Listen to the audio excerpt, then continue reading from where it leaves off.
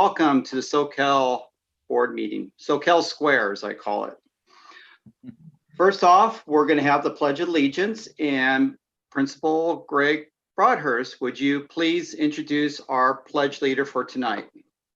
Absolutely, Mr. Donnelly. So it's with great pleasure that I introduce one of our sixth graders, one of our newer New Brighton Middle School students, and that is Marissa Garcia. When it's our turn to provide a pledge leader and mission statement reader, I poll our staff for some examples of good representatives for New Brighton, and Marissa's name came up, and along with some other names, but I reached out to Marissa, and she was more than happy to represent our school. And I would like to tell you that she's a great representative of the sixth grade and her family. She currently, at the end of Q1, has straight A's, and was recommended by her math teacher, Mr. Naronde. So Marissa, I'm going to turn it over to you. So make sure that you unmute your mic as you lead us in the Pledge of Allegiance and the mission statement. All right, you guys ready? Please stand. Place your hand on your heart. Ready? Begin.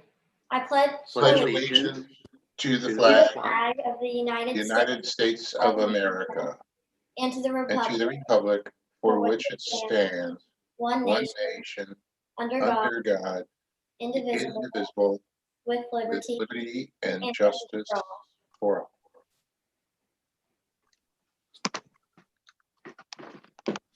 Thank you, Marissa. Are you ready with the mission statement? Yes. SoCal Union Elementary School District Mission Statement. Staff, students, parents, and the community share the responsibility for each child's success. We are committed to ensuring that each student develops the skill and confidence for lifelong achievement and is prepared to make a positive contribution to our world. Thank you very much, Marissa. Excellent job. So proud to see our students in a setting like this. I believe that Mr. Donnelly may have a few words, and some of the board members may have some questions for you. So I hope you studied up, because you want to get those questions right. Just kidding, Marissa. It's nothing you would have to study for. So, Mr. Donnelly. Marissa, thank you for coming. Oh, there you go. Yeah, these squares keep moving on me. Thank you for coming. It's been awesome meeting you. And so I have here a certificate that I will read to everybody, and especially to you. Marissa Garcia really enjoys having 6 different teachers at New Brighton Middle School. That's fun. She feels that she has the best teachers. Marissa's favorite subject is science with Miss Maddox and math with Mr. Naronde. In her spare time, Marissa likes to hang out with her friends, go to the beach, play soccer, or go outside and play basketball. You don't play basketball inside? That's a good thing. No, I like to go out with family. That's a good thing. When she gets older, Marissa aspires to become an architect because she loves art and designing things. That is really awesome, Marissa, an architect. Well, do you have any favorite buildings around here, or any buildings that you've noticed in magazines that you actually like or love? Well, one of my dad's friends is an architect. His name's Dan Gomez, if you know him. And he makes some really unique buildings, and I think are really cool. And I think what he does is really cool. That's great. I think that's awesome. Any other board members have any questions to ask Marissa? Well, Phil, go ahead. Up in there. So what do you think about green building?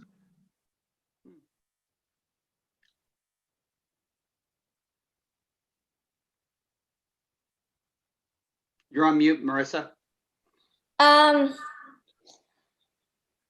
This is a green building. I'm not quite sure what that is. So what, a low carbon footprint? That's like environmentally friendly. Oh.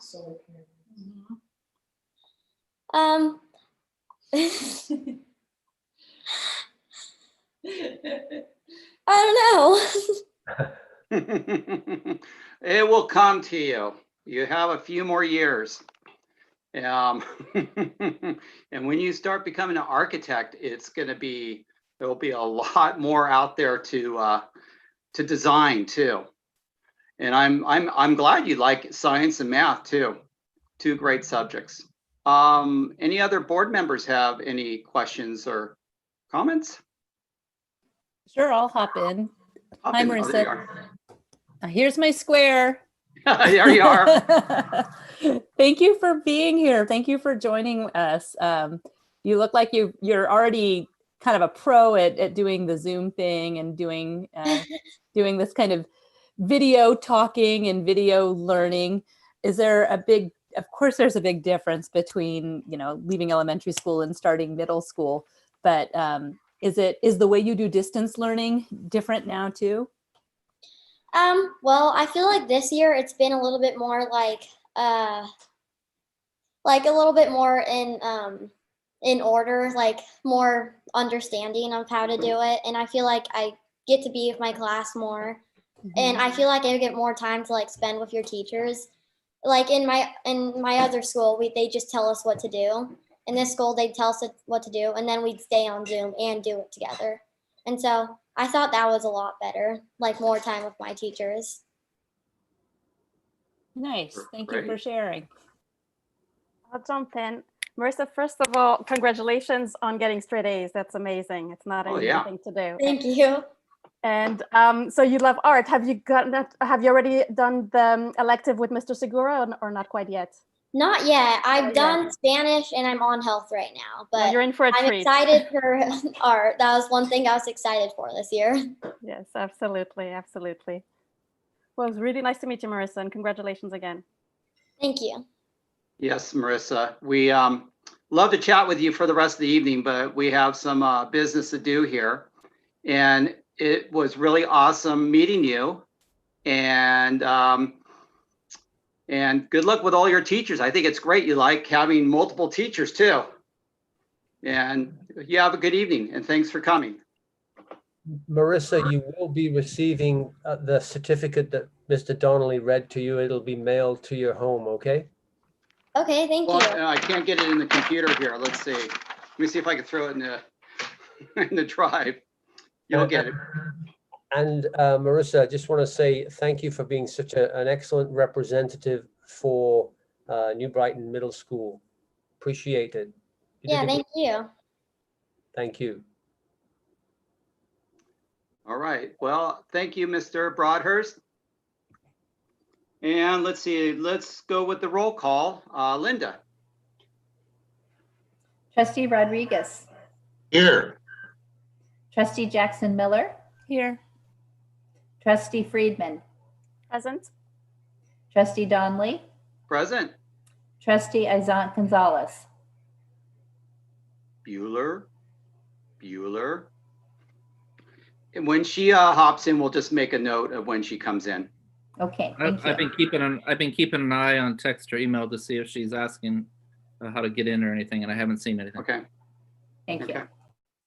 I'm sure she'll find her way.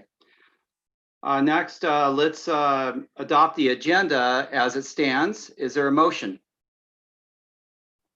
I'll make the motion, Carolyn. Carolyn?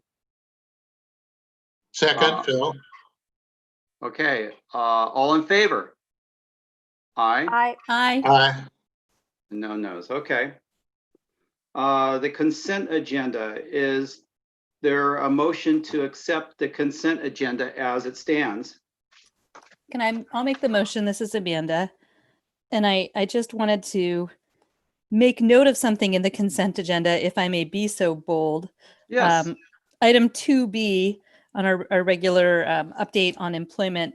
I wanted to make note of the fact that Margarita Martinez is retiring after 19 years of service to our district. She's a beloved custodian, and I've enjoyed having her at Santa Cruz Gardens for all of the many years that I've had students there. And she would always talk about the kids as being her kids, as so many of our amazing, awesome staff members do. But 19 years is such a wonderful amount of time to dedicate to our community. And it must be a hard time to retire and not get to actually say goodbye to everyone in person. So I just wanted to make a quick note of that. Thank you.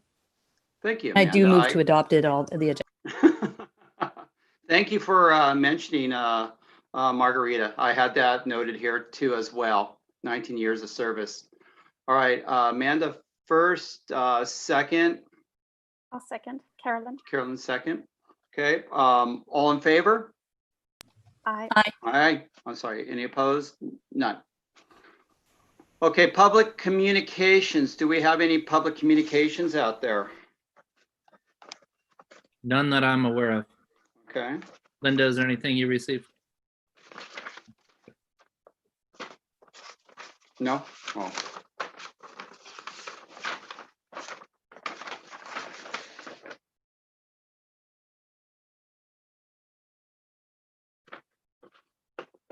Did you say no, Linda? Oh, okay, okay. All right. Okay, let's move on. We'll move on to standing reports. Items from our assistant superintendents. We'll start with Michelle. Good evening, everybody.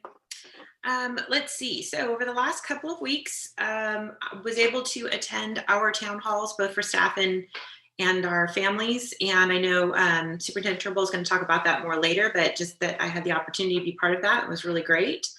Also to be part of the task force for small group instruction.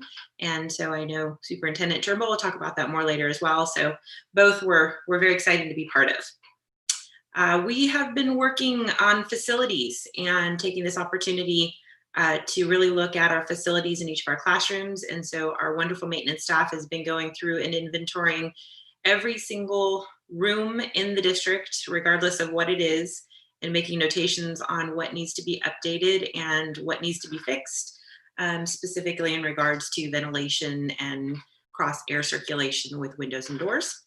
So that's a pretty big project we've been working on. We've also been working on our 5-year facilities plan, which after our glorious bond and our $42 million spent on building those beautiful buildings, there is still work to be done in our district on some of our existing buildings that need some love and care.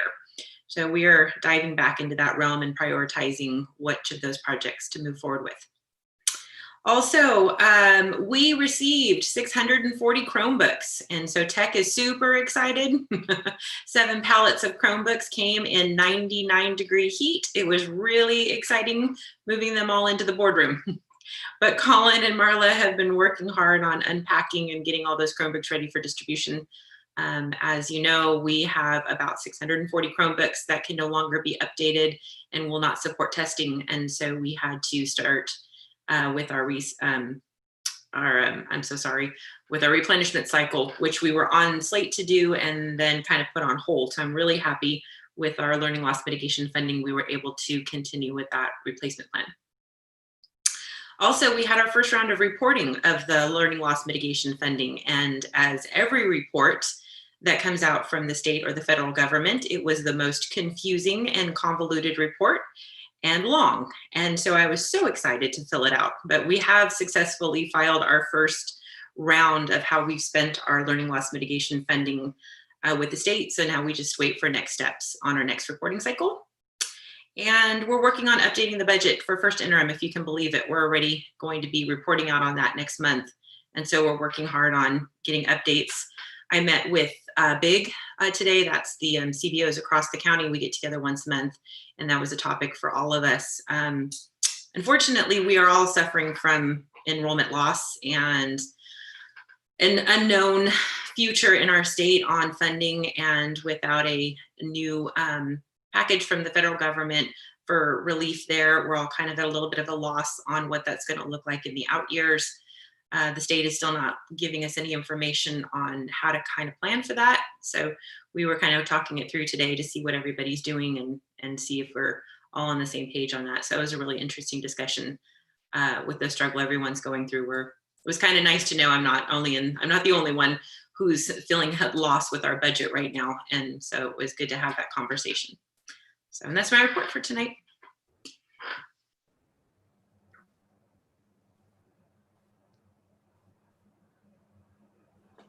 Sorry, Jessica. Great, thank you, everyone. I am reporting from home tonight, so there will be a tiny bit of a delay as usual when I'm up here. But we have a number of things that are going on from the educational services realm of our world. First, I'd like to just comment about how our principals group has been meeting. As you know, we meet weekly with our Google Hangouts, but we have principals meetings regularly. And we've been really targeting building our professional leadership capacity.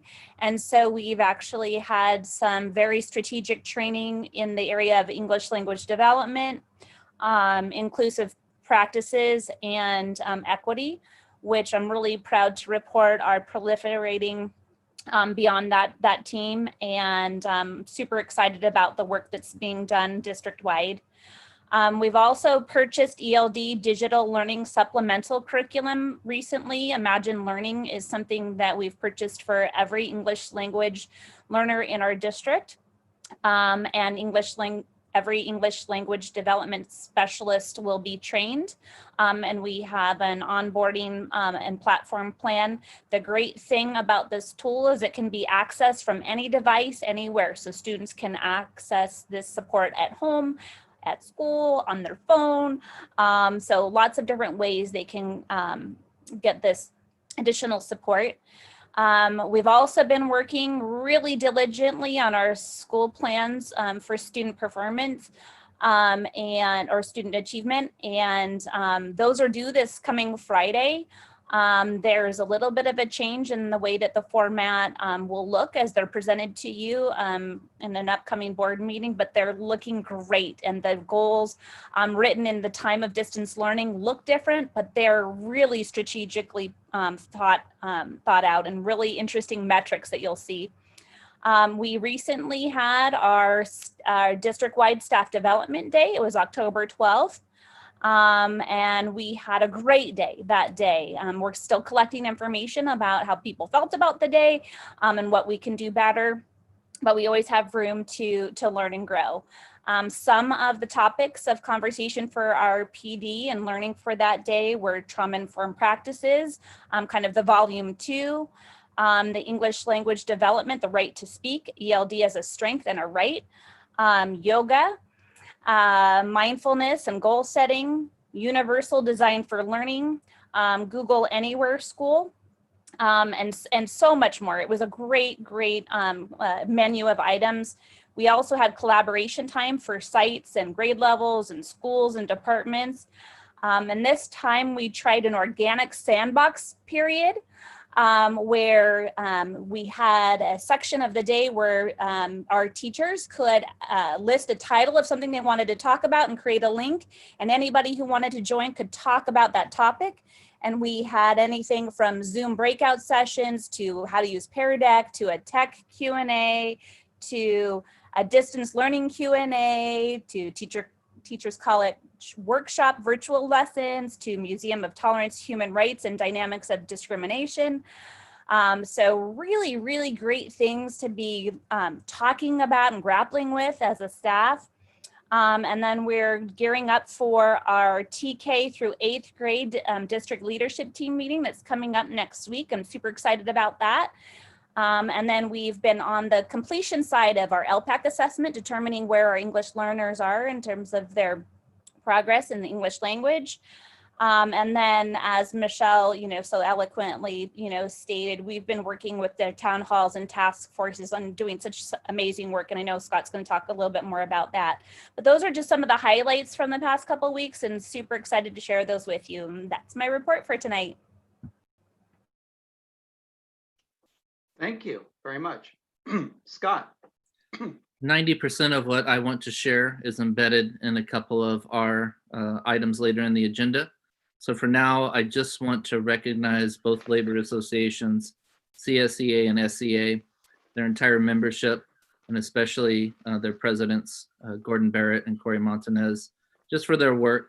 Obviously, this is a time of constant change, and we can't really get through that without real flexibility and a willingness with both associations to work with us to make the best decisions. And I just want to thank them for all their work. And that's all for me. Thank you. Do we have anybody from CSEA reporting tonight? I don't see anybody. Okay. We have SEA here, and we have Leah. Oh, there you go, Leah Ann Work. Good evening. Good evening. Thanks for coming. Well, thanks for having us. So on the SEA front, I would just like to note that along with what Scott was saying is that there's a lot of teachers that in addition to all of the work they're doing for their classrooms, that they're putting a lot of time in on these other committees that are happening, like people that are volunteering for the small cohort task force and the racial justice task force. The group of people who are also helping figure out, I know a lot of time, I'm not on either of those committees. A lot of people put a lot of time in with the administration as well to figure out the in-person assessments and work on the MOU for that. So there's just been so much, I'm sorry, my dog is making a lot of noise right now, so I apologize. That's fine. Perfect. So a lot of work that teachers have been doing volunteering to work with the administration and work with the district office to just make things work better. So I appreciate all the time that my colleagues have been putting into that. Also, the colleagues that put their time in for the PD to share what they've learned with their colleagues and just the overall level of collaboration that has to go on right now. We're inventing something brand new. And so we have, I think we're getting into that, getting into the swing of it for sure, but teaching a group of 30 middle school students online is nothing that I learned in my master's program. And so, we try things and go, uh-oh, did that work or did it not? And I really feel like the teachers are so great about opening up and sharing and giving support as we work through this process. At our site at New Brighton, we've just started talking about how we think the schedule is working, what is working, what isn't working. A survey went out from the administration last week, and at leadership tomorrow, we're going to be looking over some of those results to see what the data tells us from the input on that. And so I guess that's about it for us. Thank you. Okay, let's move on to trustees. Anybody want to hop in and report out on anything? Okay, well then I'll just hop over here to Carolyn, to her square. Okay, so I attended 2 more modules of the Masters in Governance. There was a module on policy and judicial review and another one on human resources, 2 very important and interesting topics. And it's always a pleasure to do it with Linda. While I wasn't able to join the live meeting of the virtual town hall, I was able to see the video at a later date. So thank you, Scott, for putting that out there as a recording. Very convenient. That's it for me. Thank you. Jen. Hi. Hi. I want to apologize for being tardy to tonight's meeting. Life circumstances happen, and I just want to say sorry for that. I really enjoyed our board workshop last week, which was the first of, I think, 4. Do we have 4 total? Yeah, and so our equity board workshop, and I just can't wait to do the whole racial justice task force one because I'm sharing a seat with Amanda. And so I wasn't able to go to the first one, but I look forward to that. And so Thank you to the team for organizing that. And that's all I have. Thank you very much. Phil. I attended the a small cohort meeting, and we're going to talk about that more later. So I'll pass till then. All right, thank you. Also, I, with everybody else, attended the workshop last week, equity workshop. No other meetings I did attend. I do want to make a mention that one of our longtime teachers had passed away. Anna Saliskar worked in our district for 40 years, and she started in 1970 teaching at Santa Cruz Gardens and moved to Soquel Elementary. She was my daughter's second grade teacher, wonderful teacher, loved to read, loved books, and she had a wonderful style of teaching. In fact, she grew up on a farm that was by the farm around Cabrillo College. And I believe she did go to Soquel Elementary, and we're chatting with her some time ago. She was a wonderful teacher and will be missed. With that, let's move on. Hey, Ted. Yes, I'm sorry. sorry. I didn't. Go ahead. Hey, Amanda. I didn't forget say anything you? yet. Yeah, but you know. Oh, I'm forgettable. It's sorry. fine. Your square keeps moving around. Oh, yeah. Thank you. Thank you for sharing that about our teacher who passed. I was not aware, and it's so special and important to remember our family. So thank you. I actually don't have very much to add. I just wanted to echo the appreciation for having the town halls recorded and distributed so quickly. I wasn't able to attend the town hall live, but I was able to watch it and listen to it the next day. It's amazing. I mean, I'm going to say we get better and better, but really, I mean, the team, the administration, the administrative team, it's so smooth, you know. It's really nice watching the presentation, having, seeing the way the timing works with the pre-written questions and the Q&A, and then the questions and the people monitoring the chat, and just really honoring and recognizing so many people are working so hard outside of the normal scope of duties, and doing so much to be able to get as much feedback as possible. I really appreciate it. Thank you very much. I'm sorry I missed you. We're going to move on to 5A, and this is a discussion regarding racial justice and educational equity. And I'll turn this over to Scott. Thank you, Ted.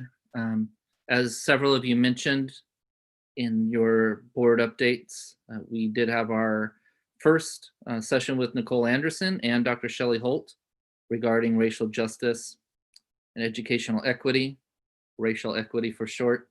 I do want to point out that on the memo, I made a mistake on the background section where I said that at the last board meeting, a letter was read by SEA. Obviously, that's an over-reliance on my part from the copy and paste into the new memo. So I apologize for that. It was read previously, but not at the most recent board meeting. So I will make sure that that gets fixed the next time around for the standing item.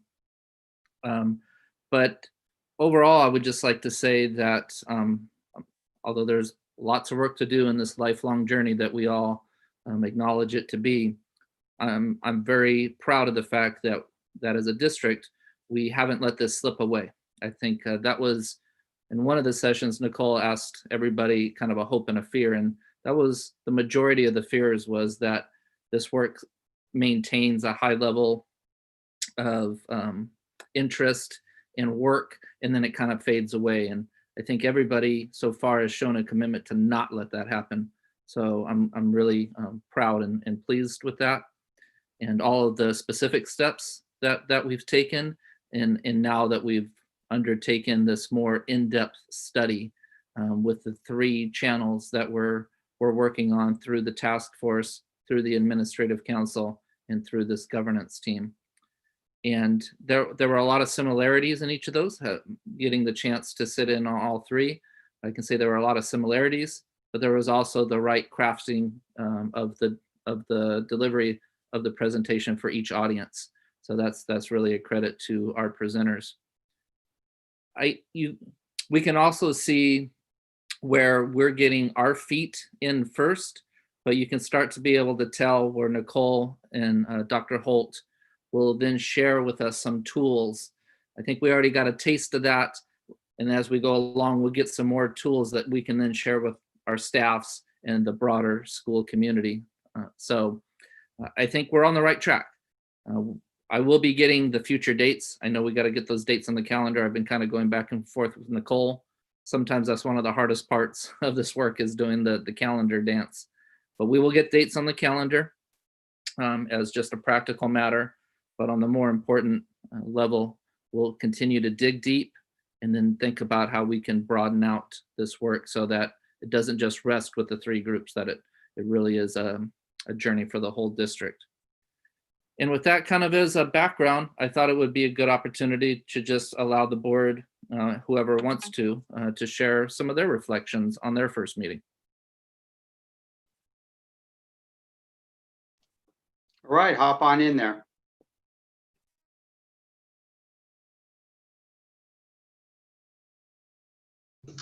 You know, I'll go ahead. One thing that I wasn't quite aware of in the beginning was the context of the meeting and how there would be this large portion on effective, boards, which is really important.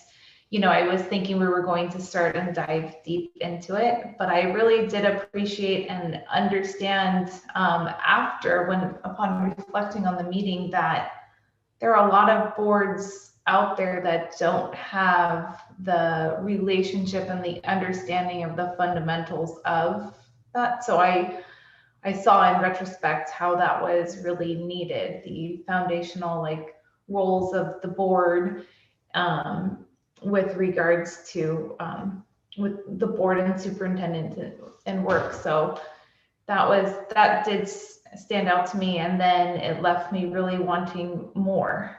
And so we got deeper into our equity work, and I appreciated all of the questions that we were all asking. And so it just leads me yearning for more. Thank you.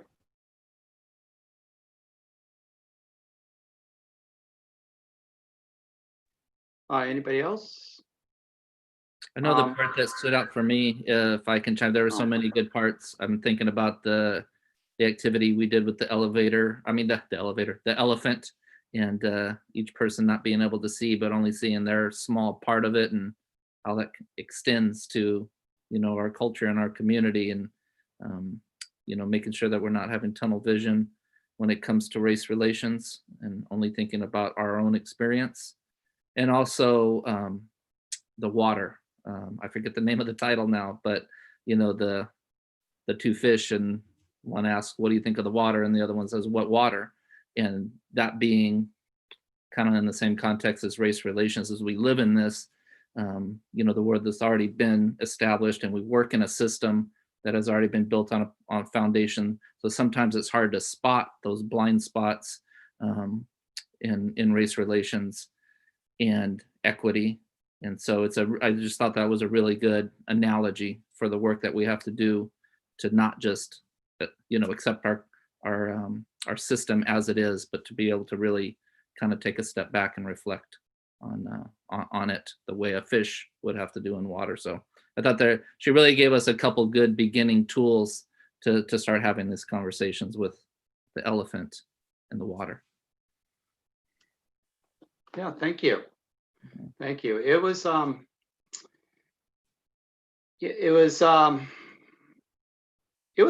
really good. It's one of those, I think one of those things when we get to the 4th round, it's going to really kind of come together and hit us. And then when I hear even news broadcasts or watching somebody speak, I'm hearing racial equality and not equity. And equality has really been a word that has been used, I think, in place of equity too. So we hear a lot more of equality. And with that workshop, it helped, to really decipher what is the difference between equity and equality. And I think we are really going for the equity. I got to think of both these words. And it's, I'm looking forward to the other workshops. And hopefully we get them kind of close together too, while everything's fresh in the mind. But I know we're coming up to the holidays, but I'm looking forward to them as well. Anybody else? I just wanted to comment how both Nicole Anderson and Dr. Holt were really skillful at getting us to share. It's definitely not necessarily an easy topic, but just to open up and share, and also just make us aware about how our own identities are going to shape our response to all this work. So I thought that was helpful. Thank you. Bill. Oh, Amanda. Bill, Amanda. Bill, Amanda. Hop in there. I'll make it quick. So I appreciate that the focus of all of these is going to be on some kind of a plan or solution or concept that is going to be data driven. Okay. Amanda? All right. I know I'll have a lot of learning in this, so I appreciate sort of the reminders of the agreements that we talked about, including sitting with some discomfort around it, and then also understanding that, well, as Phil said, the ultimate goal certainly would be to have some. Well, I don't want to paraphrase what Phil said, but like we have a plan, have something that's driven on by data. These things don't happen necessarily quickly, and so sometimes you leave without things feeling finished. Like it's a process, it's a journey. And I also want to acknowledge that it's, for me at least, I'll speak for myself, it is awkward that the journey is one that is in the open. And, we've got our Brown Act, of course, it's incredibly important. The board doesn't meet outside of the public. And so our meetings are public, and we're in this very strange time of being on Zoom and having things broad stream casted, whatever it's called. And that's all a good thing, but it's also, I think, unique in maybe the ways that other organizations, in the private sector would do this kind of work, the way that we ourselves as humans would be doing this work on our own. So, to me, it's a piece of it. Maybe it's an elephant, I don't know, but just that we're doing this in a, publicly thinking deeply about our own selves and our roles in it and the system itself, and it's done with the public as well. And that's it for me. Thank you. And then just a question about the Racial Justice Task Force. We do have a task force together, Scott? We do, and they've had they've had their first meeting. They went over a lot of the same materials that we went through as a governance team, but with a different kind of audience in mind. And they'll be meeting again in November. The exact date escapes me, but yes, they are. They have had their first meeting. Was Nicole involved with that first meeting, or Yep. She was involved with the meeting? Okay. Yep. Oh, perfect. Okay. I was just reading this right here. Okay. Thank you. Do we have any questions or comments from the public? I'm not showing anything on text. Okay. Nothing on email. Okay. Someone just entered on Zoom, but they just entered and I don't know what they want to comment on. Okay. Salif, we see your name on there. Did you want to comment on this item?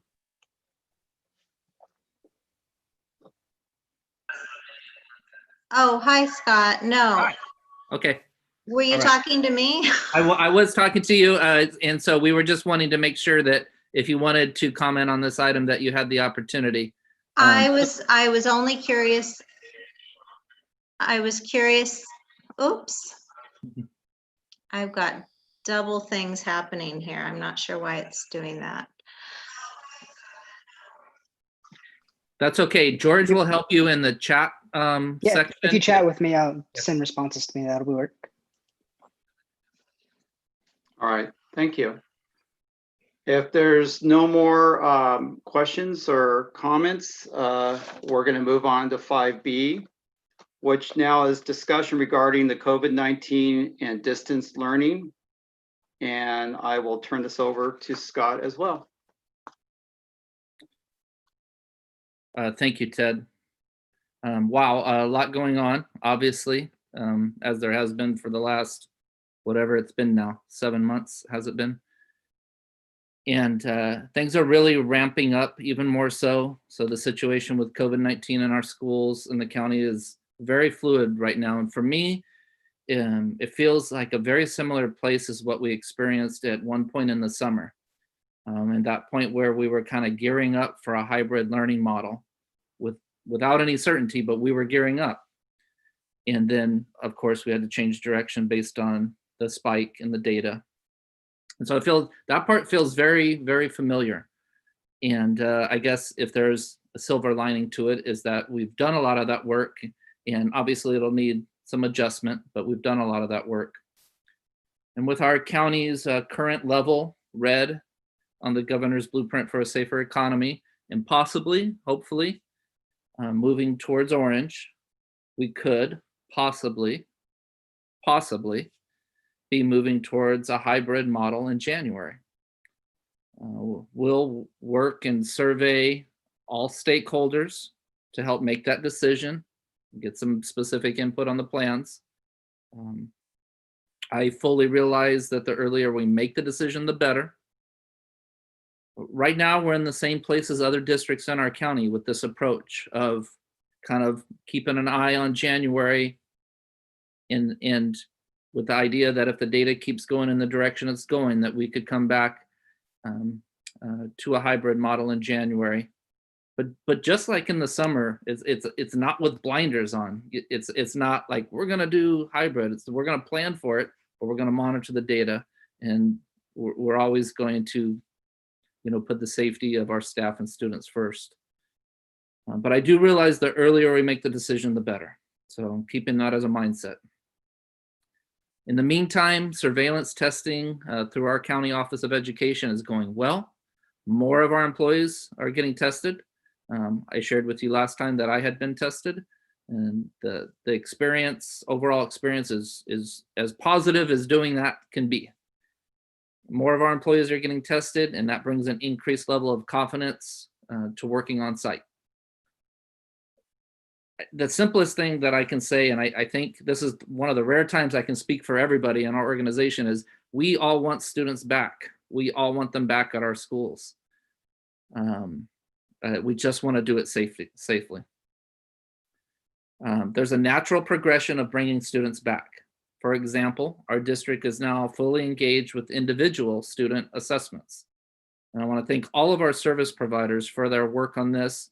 And as Leanne mentioned earlier, all of the work that went into developing a really clear MOU, a memorandum of understanding, so that everybody could feel like they had a voice in getting the work done, but getting it done safely. The next level in the progression is small, stable cohorts of students. As Phil mentioned, this group met yesterday, and small cohorts are as defined by the California Department of Public Health. That's up to 14 students and 2 adults. The task force met yesterday, as we said, and is made up of several classified staff, certificated staff, site administrators, district administrators, Phil representing the board, and several of the task force members are also parents in our district. And we're just working to prioritize the student groups who need in-person support the most, and taking a student-centered approach in identifying students with special needs, English learners, and students who have simply struggled with distance learning for one reason or another. But an important part of having a task force is not just to come in with those preconceived ideas, it's to listen. And so we did that yesterday, and it was very clear on a specific need, and we determined based on that input to redeploy some of our classified staff to be able to supervise the children of teachers and staff members, specifically the elementary age children of teachers and staff members. And so this has a really tremendous indirect impact on the quality of instruction and overall wellness of our staff. As you can imagine, just imagine this, teaching a class of students via distance learning. This is something that, it's not like you can be comfortable with this, like you have 20 years of doing it. Everything is new right now. So you kind of have that level of energy and trying to prepare and get all ready. And while you're doing that, you're watching your own young children in your house or classroom. It's a significant challenge. And so we heard that loud and clear in the task force, and we're working to relieve this burden for those parents who have elementary age children. We have some specific plans in place. We hope to get it up and running as early as next week. As was mentioned previously, last week we had 3 virtual town halls, one for staff, one for Spanish-speaking parents, and one for English-speaking parents. 2 of the 3 were well attended. The Spanish-speaking one was not well attended, but our dedicated staff has taken additional steps to reach out to that community of parents to try to find other venues to get them the information. As was mentioned, we answered pre-survey questions of all types and reiterated the progression that I previously mentioned, with a trained eye on the data as we look towards January. And when I say January, we should not envision an immediate switch to hybrid like on January 5th. If the data does continue positive and we can come back in hybrid in January, we would still want to bake in some time as we did previously, for restructuring and giving our staff some additional time for yet another major adjustment. And so, yes, we've done distance learning. Yes, we've done in-person learning. And you could say hybrid's kind of just putting those 2 things together, but it's not that simple, right? And so our staff's going to need some time to really plan for that. And we would take an approach where we make sure we're meeting, the criteria of Senate Bill 98 with synchronous time and the asynchronous work, but we'd kind of restructure those days so that we could have some professional development, but honestly, probably some, even more planning time. So I just kind of want to put that out there as we talk about January. It shouldn't be an assumption that January 5th, we just magically, pop up in this new hybrid environment. There is going to need to be, there'll be planning time before that, obviously, in November and December, but there's something about coming back after that break. We're going to need some time to plan for that too. So it would probably be more towards the middle of January that we would actually fully implement that. At the first board meeting in November, I will plan to give the board a definitive plan for January with, that'll give a couple additional weeks of monitoring the data. And also during this interim period between now and the next board meeting, we'll resurvey parents and staff for their input on hybrid models, and we try to be very transparent with that. For example, we know last time that our elementary staff felt that, educationally speaking, that an AM/PM model would be better because they want to see students every day at that developmental level. For young students, I think it's easy to understand how seeing them every day and keeping in a routine is more advantageous. And so it's left to us, as decision makers to, take that and then put it together with the practical side of being a parent. And how do you get off in the middle of the day if you have the afternoon session and bring your kid, for a session from 11:30 to 2:30, let's say. I'm not saying that would be the time, but just kind of giving an example. And so there's no perfect right answer, right? And so we'll go back out and resurvey, and we'll make the best decision we can for all stakeholders. So kind of in summing up what we know and what we don't know, what we do know is that our data in this county is looking good, and we're progressively bringing students back on campus as we possibly slowly, cautiously build towards a hybrid model possibly in January. Of course, not to be negative, but I know you all watch the news too. There's that real concern that the holiday season, colder weather, could see a spike in COVID-19 cases. We don't know, we don't have a crystal ball. And that's why I say we'll make decisions as best we can, but we're not gonna have blinders on. We're gonna monitor the data. And if we have to pivot, we will. We're really trying not to pivot back and forth, as we've seen across the state, not here locally, but across the state. We have seen some districts have to do that. We're trying to avoid that. But at the same time, we have to remain nimble and watch the data. So in the most part, we're moving in the right direction of safely getting students back where they belong in school. And with that, I'll turn it back over to you, Ted. Thank you. Anything from the board? I have a Just hop question. right in there. Go ahead. So you mentioned that you're going to try to bring the children of the staff in next week. Is there a timeline for the other students that were discussed as part of the small cohorts? I don't have a definitive timeline. What our goal is to clear that hurdle first, because that's what came through loud and clear to us in the task force. So we're putting our energy behind that. Also, it will help us determine, once we get a firm handle on how many students will be served in this first wave of staff children, it'll help us determine how many seats are left in that first cohort, and whether we might be able to bring in some of the students who need the in-person learning along with that first cohort. So I would anticipate within approximately 2 weeks, but I don't have a definitive date yet. Right now, we're just trying to get that first cohort built.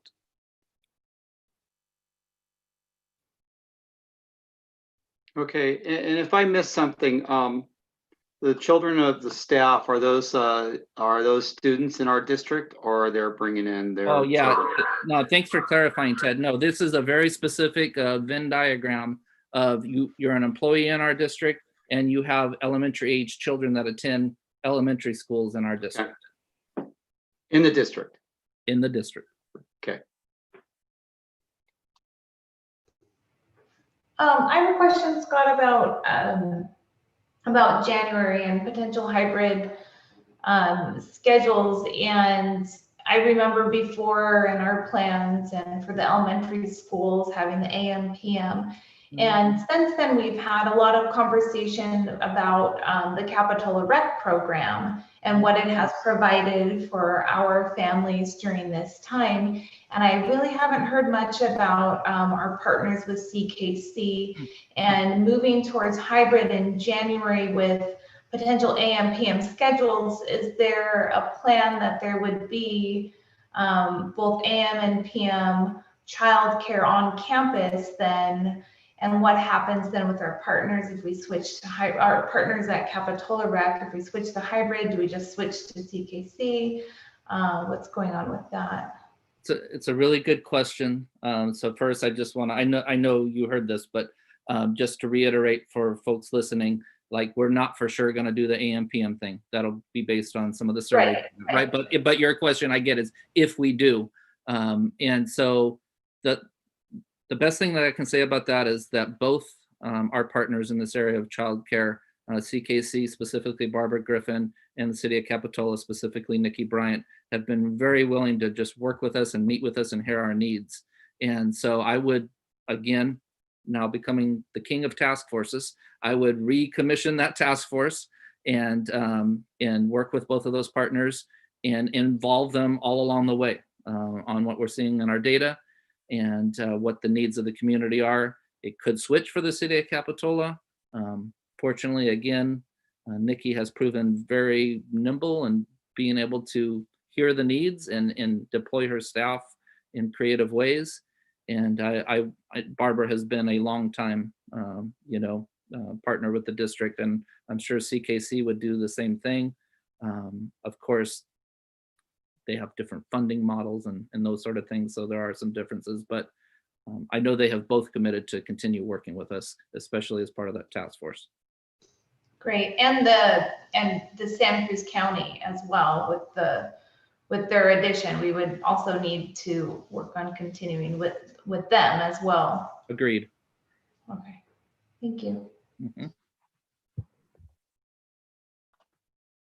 Go ahead, hop right in there. Okay. Oh, go ahead, Phil. So the transition period, we're talking about going from what we're doing now or what we'll be doing in December to hybrid. So is there an opportunity in that transition period to do assessment so that we can see where we're at and then have a few months to,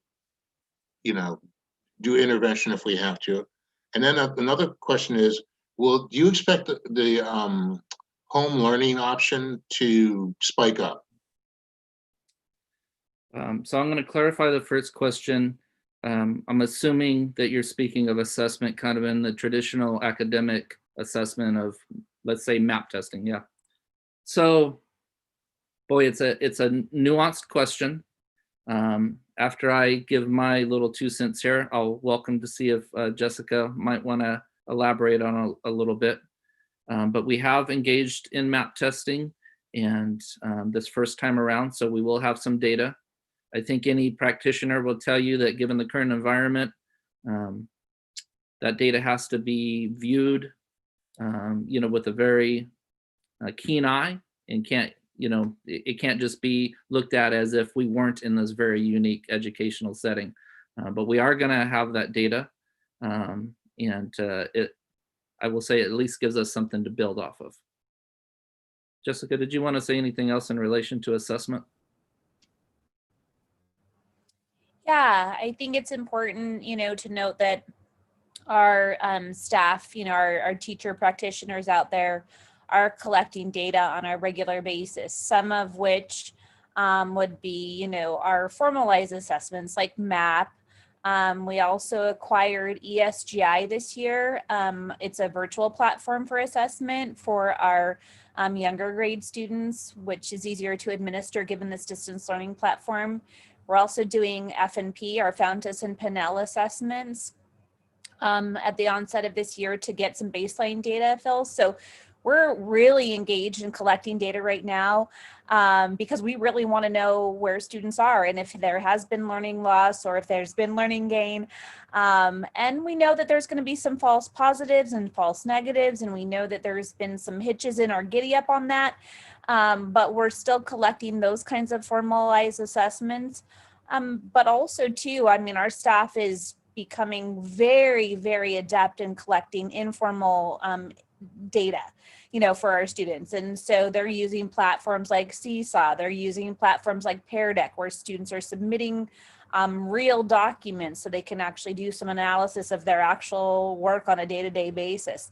So I would say, in terms of answering your question, we're collecting data all the time. We're collecting formal and informal data, but as we make movement into different platforms for instruction, whether it's a small group cohort or it's a hybrid learning environment or any of those things, we're going to continue to keep the data and analyze that data at the classroom level, at the grade level, and the site level to really make sure that all the things that we're doing make sense and support student learning for kids. So it was a great question. Your other question was about, if I understood it right, the number of families that may want to opt in to full distance learning, even if we have the opportunity to go back to hybrid. And so when we surveyed in the summer, that number was about 8.5%. And so I think most people right now are expecting that number to go up. We'll see when the survey comes out and what the data says. And so that number will definitely help inform us how to build our hybrid model and do everything within reason to be able to meet the differing needs of families, because we know that families definitely all come at this with different needs. And I think Jessica wanted to add something onto that. Yeah, I just wanted to, suggest that, I think the other way is possible too, as the site administrator for Opal Cliffs, I get lots of personal emails from families in our school district that really are talking about the needs of individual families. And we can see some trends, right? We can see trends, for families who may be in the program who are interested in maybe, going into what looks like a more typical in-school environment, and the fluctuation on the other side of things. So I think we'll probably see a little bit of movement both ways. I agree. Yes, Phil. And is there a deadline on spending the federal money, and are we on track? I think Ms. Kennedy would love to answer that question. Yes, we have multiple deadlines. We have our first deadline of December 31st for the big chunk of our monies, about 750,000, 800,000 of that, of the 1.2 million has to be spent by December 30th. And then another big chunk by June 30th of 21. And then the final smaller chunk of it, about 100,000, we can keep out until June 30th, 2022. It's interesting because part of spending that funding, as I had alluded to earlier, was reporting out on that funding.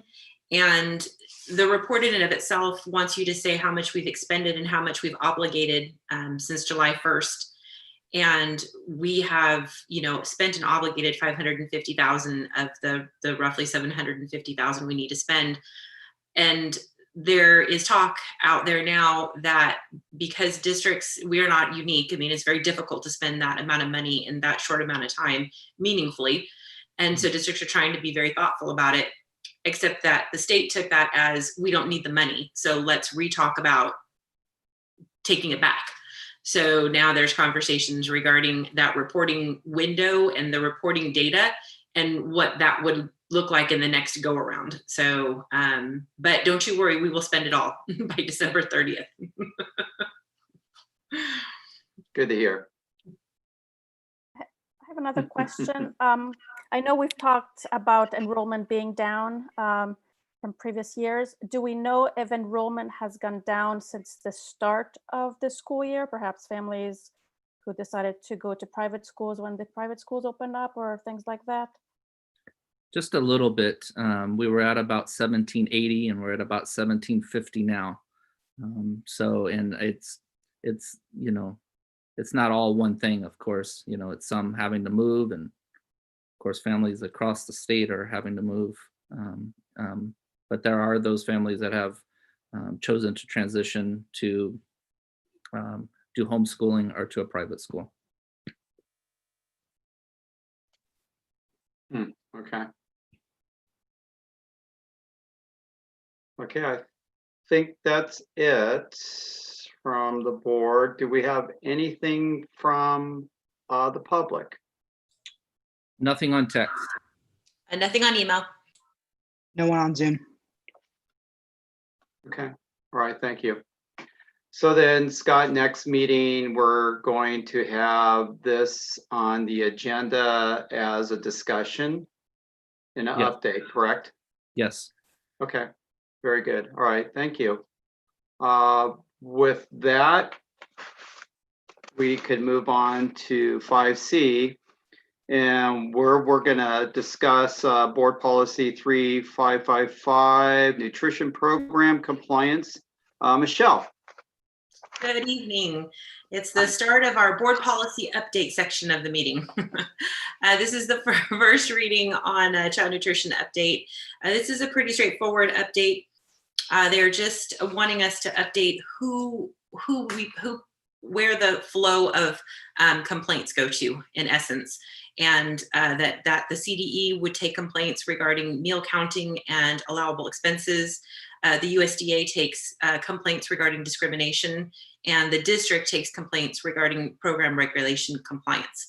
And so this is just a breakout to delineate it, and a little bit of wordsmithing in the body of the section alone. I would like to point out for the board that on page 24 of the board docket, under the section titled Compliance Coordinator, on the third line where it says governing the district's nutrition program, district should have an apostrophe, and it does not, and I will make sure that's in the second read.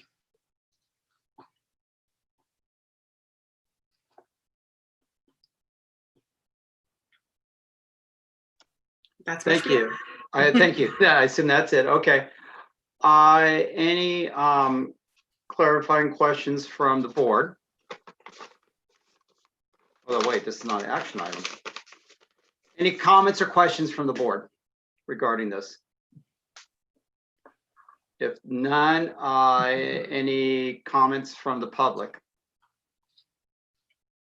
Nothing on text. I'm sorry, nothing on email. Nothing on Zoom.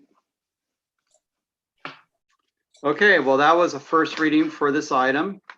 With that, we're going to move on to 5D, and this is regarding another board policy, 4112.2. We've had a few of those 4112s.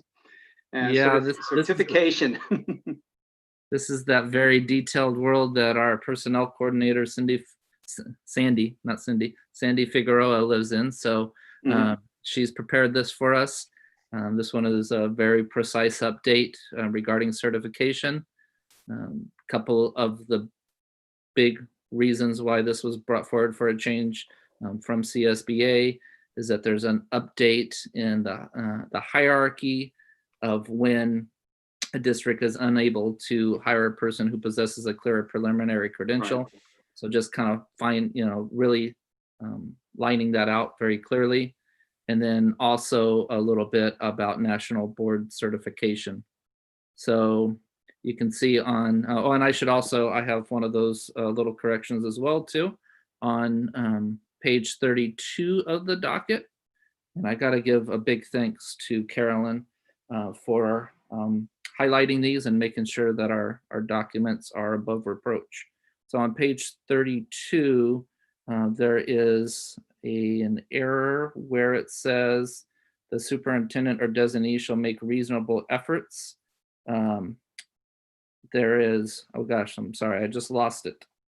The superintendent or designee shall make reasonable efforts to recruit a fully prepared teacher who is authorized in the subject or setting for each assignment when necessary. Oh, this is the one that's missing the word or, I believe. Carolyn, can you help confirm that for me? Okay. I think it was or when necessary. Or when necessary. So right towards the bottom, the last full paragraph, the bolded and italicized part should have or when necessary. So we will make sure that gets in the second reading. And thank you again, Carolyn. Towards the bottom of page 33, there is the update on national board certification. So those are the two big areas why this board policy is being updated. There was also on page 33, there was a sentence that was repeated. Oh, thank you. The first big paragraph. Let's see, fifth line, 1, 2, 3, 4, 5.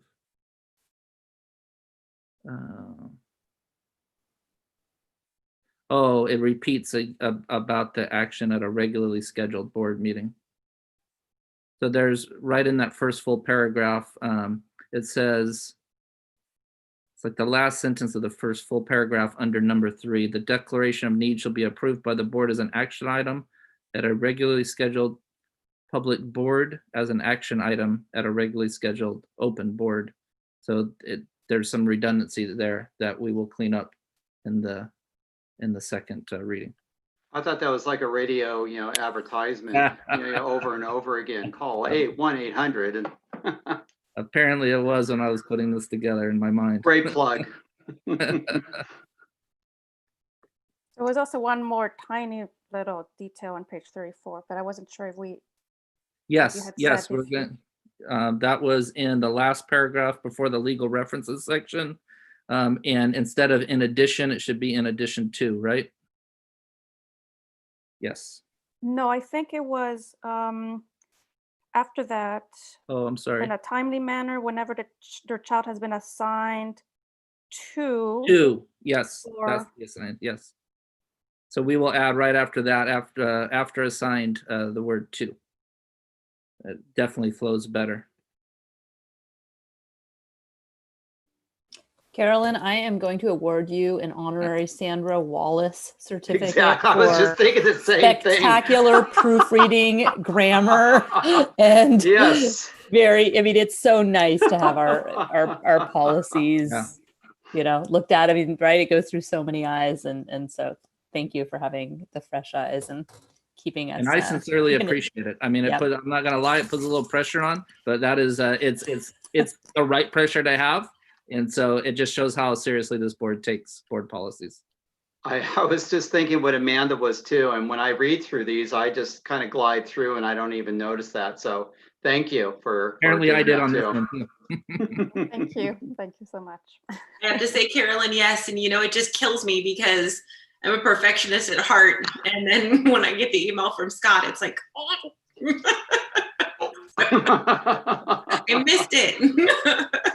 I missed the comma. I know. But you all are very busy too. So you got a lot on your plate and going on. All that matters is we that's get it right in the understandable. end. We get it right in the end. That's all that matters. Awesome. That's good. So Sandy and Amanda taught me that commas count. They do. They do.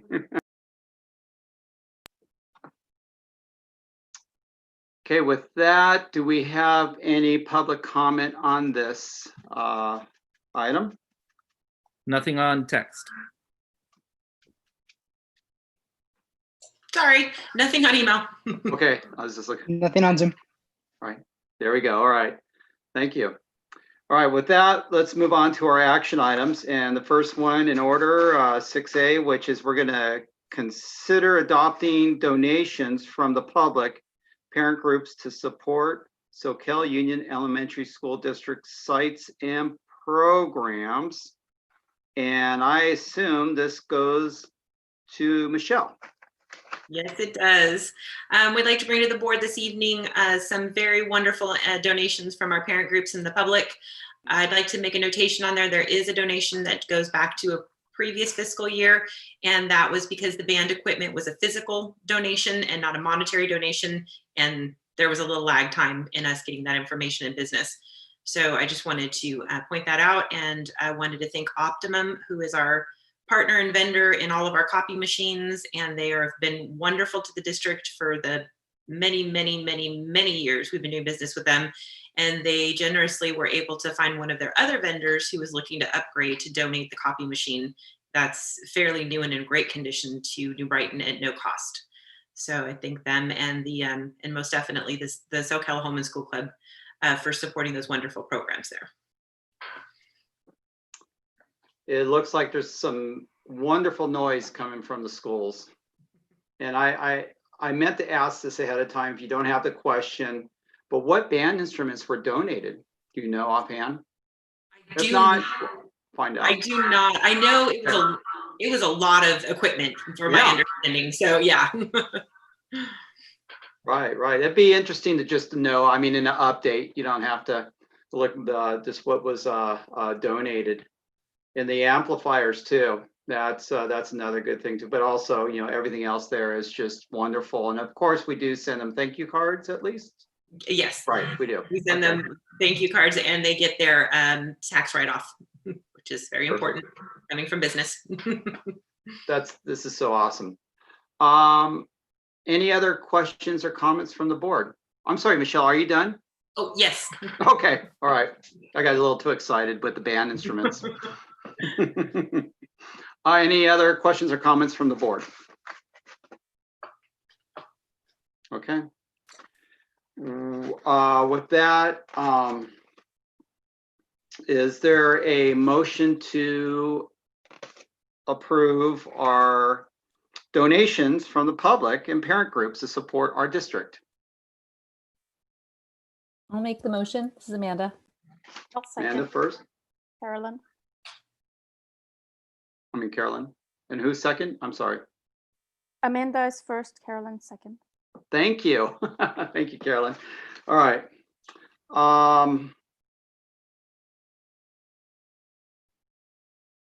Before we go into the vote, I should ask for any, is there anything from the public regarding this? Nothing on text. Nothing on email. Nothing on Zoom. Okay, thank you. All right. We have a motion on the floor. All in favor? Aye. Aye. Any opposed? None. Okay. Next, let's move on to 6B. We're going to consider approval of Board Policy 0430, Comprehensive Local Plan for Special Education. And this is a second reading, of course, and if there's anything to add, please do so. If not, we'll just move on to any clarifying questions or changes and to the motion. And we just have to give the Patience Award to Eric Olson, who has this item and has been waiting through the whole time. Thank you, Eric, for being here. Yeah, thanks, Eric. No worries. I think I have another one later, an action item. But yeah, this is just as written. Please consider approving this. Okay. Is there any public comment on this item? Nothing on Zoom. I was sorry, just checking. Nothing on email. Okay. Scott took mine, but no. There we go. All right. Okay, is there a motion to approve Board Policy 0430, Comprehensive Local Plan for Special Education? Is there a motion on the floor? I'll make the motion. Carolyn? Second? I'll second. Amanda. Amanda seconds, okay. All in favor? Aye. Aye. Aye. Any opposed? None. Okay, great. Now, another second reading here is consider approval of Board Policy 4113 assignments. And this will go to, is this Scott? Is this you, Scott? If there's nothing to add, then we could move on to any clarifying questions. Yeah, I think I might have, was there one for Michelle for business in there that we skipped?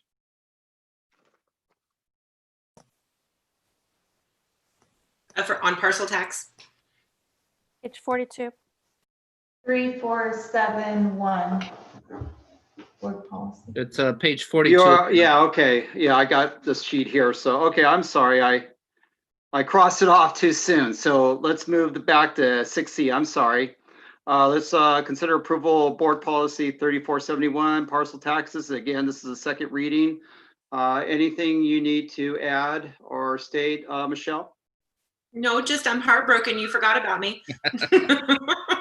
No, it's just my notes. I can't read my notes. So. No changes. Okay. If there are no clarifying questions from the board, any items or any comments from the public? I'll be sure not to steal George's thunder this time. Nothing on text. Nothing on Zoom. Nothing on email. Okay, great. All right. Well, I'm going to call for a motion to consider approval of Board Policy 3471, parcel taxes. Is there a motion on the floor? I move. Phil first. Jen I'll seconds. second, Jen. Okay. Okay, all in favor? Aye. Aye. Aye. Any opposed? None. Okay, very good.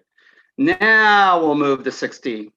Again, a second reading. This is consider approval Board Policy 4113. Nothing to add. Nothing to add. Just asking for consideration of approval. Okay, and if there's nothing to add, any other questions from the board regarding this item? None. Anything from the public? Nothing from text. Sorry, Okay. blanked out there for a minute. I'm sorry. That's fine. That's fine. Nothing from email. Nothing on Zoom. Okay, very good. All right. All right, so is there a motion on the floor to approve Board Policy 4113 regarding assignments? Jen, Okay. I'll make the second. Okay, Jen first, Amanda second. All in favor? Aye. Any opposed? None. Okay. Last item on the action agenda, approval of Board Policy 514122, infectious disease. Again, this is a second reading. Eric, if there's anything to add from the last meeting regarding this? Nothing to add, just consideration of approval unless there are questions. Okay, the board have any clarifying questions regarding this item? If not, let's move on to public comment. Nothing on text. Nothing on email. There you are. Nothing on Zoom. Okay, thanks, you guys. Okay, well, that takes care of our action items. Any correspondence that the board would like to submit? I think we should vote on it.